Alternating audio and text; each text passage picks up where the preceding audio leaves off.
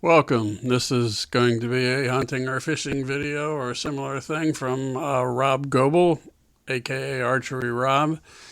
And this is part of sustainability. If you can't provide for yourself, then how free are you really? On to the video. Alright guys, I'm out hunting. It is the day before New Year's Eve, I guess the 30th, I guess, of December. And I needed to test my hollow point or my muzzleloader bullets.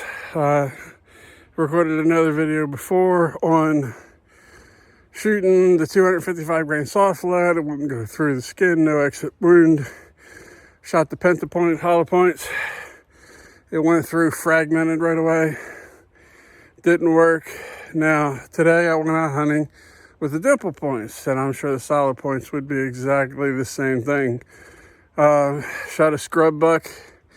I would typically wouldn't have shot it. It's my third buck, so I'm done hunting.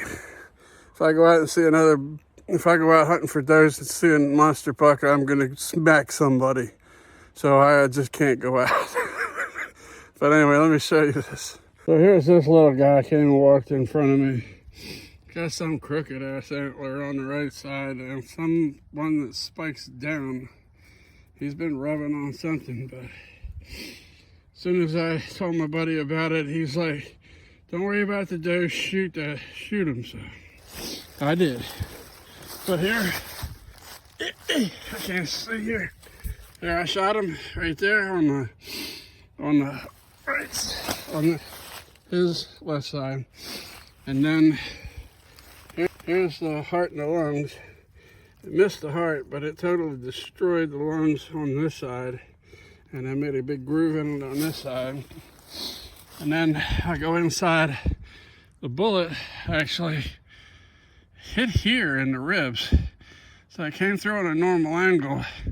And for some reason, hitting the ribs, it went and angled out over here. And out over here in the shoulder. And came out all the way up here. So did some bouncing around once I got to the other side. Must have been deformed pretty good. But exit hole, I've got no bullet to show you. So there we go. Well, wouldn't you look at this? Isn't this just a pleasant surprise? We need to get a new trail cut so that I can drive my truck back here when the deer want to run downhill by the creek all the way on the back end of the property. And then this shit lays in front of the road, and I go up and walk all the way up and get my buddy's Kawasaki mule so I can haul a deer out without having to drag it 100 yards. But this mule ain't going through that thick shit. Well, I guess I'm getting my exercise for the day. Well, with second strike, I found out how old I am. I was able to get that rotten piece of shit out of the way, luckily. And yet again, the Lord says, nothing shall be easy, son. You shall work and you shall toil and move heavy shit just to get some little goat deer. Lordy Jesus, that was heavier than the last one. I'm gonna need a nap or a beer at 9:30. Oh, this is awful. And by yet another one, way too damn big to work without a chainsaw or a tractor. It's all walking from here, but at least that looks like my pack down there next to the tree, so not terribly far, but we're getting better. I gotta talk to the guy that does the maintenance on this place, Kevin. Okay, now for the ride out of here. How long? Now it's just back to the standard trail here now, all wide open, easy driving. Time to put them in the keeler.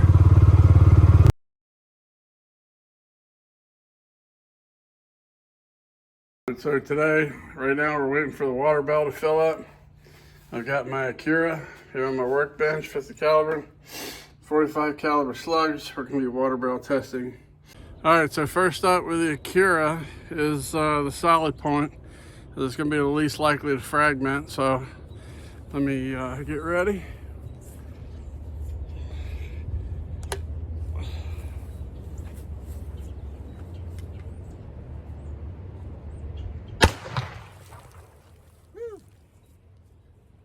don't care how much you put the water down there, it still comes up and gets you. It's a continuation. I haven't even dug the bullet out yet, but I pulled the plug on the Acura and it was wet all the way down there. I ran my finger down across it already, got some of the moisture off, but it's still a little wet. Water blew all the way up the barrel after I shot. So I gotta dry and clean the gun before I can do a second one. Well, look at it, and just like that, 3/4 of a bucket of water wasn't enough water.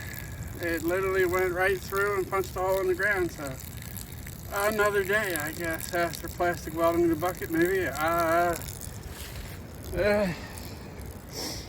3/4 always worked better because it didn't splash as well. Well, now it didn't stop a bullet. So from the bottom of the bucket to here to up to about here was not enough water to stop the bucket. So I'm pretty sure it would go through a damn deer. All right, so what did we learn today? Today we learned that we can't continue with water barrel testing, and 285 grain bullet going 1,800 feet per second will obviously defeat 2/3 of a full bucket of water. So I'm pretty sure it'd go through a deer. So we know we should get penetration there, and I did get penetration with the dimple point. So I'll follow up with another video, a shorter video that just does that later on when it gets cooler. Or not, well, no, it's getting cooler now. It's New Year's Day, cold front's coming in, and everything's gonna freeze up. And I'm not gonna bother with filling a bucket up full of water in freezing cold temperatures. So I hope y'all enjoyed it. I hope you learned something from it.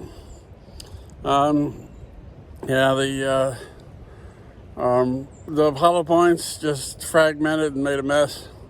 I explained in the other video that you could probably watch that it just doesn't, the hollow points, the soft lead wasn't getting me full penetration, and the hollow point was fragmenting too fast, I guess, at rifle temperature, rifle velocities, was just fragmenting and destroying itself instead of penetrating far enough. So we'll follow up.